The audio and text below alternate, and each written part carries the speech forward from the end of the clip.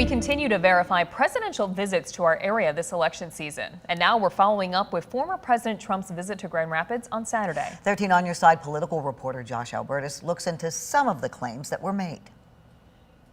With all the visits and attention Michigan has been getting, there's been a lot of claims from a lot of high-profile people.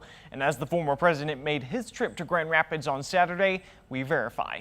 First, Trump made a claim about how much was being spent for a certain number of electric vehicle chargers in our region, among others. When the Midwest, they open up chargers. They opened up 8 chargers. You read about this. $9 billion they spent. For 8 charges. We didn't find anything to suggest a $9 billion price tag for 8 chargers. What we did find was $7.5 billion in spending from the Infrastructure Investment and Jobs Act for a national network of EV chargers that aims to help get 500,000 chargers up by 2030.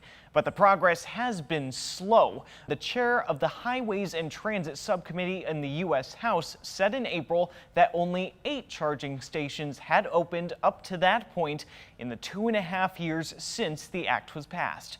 Also, Trump made a claim about the husband of Governor Gretchen Whitmer. But nobody else could do anything but her husband. Her husband was sailing in the middle of your lake, your beautiful lake. He's out there sailing and everybody else had to be locked up, right? He's referencing a controversy from back in April of 2020, the middle of the pandemic, when Whitmer's husband reportedly tried to use his position to convince a local business to be quicker in getting his boat in the water for Memorial Day weekend.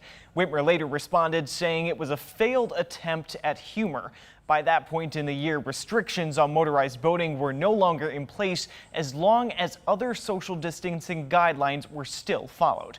These are just a couple Michigan regional specific claims, and we're working to verify more at our website, 13onyourside.com.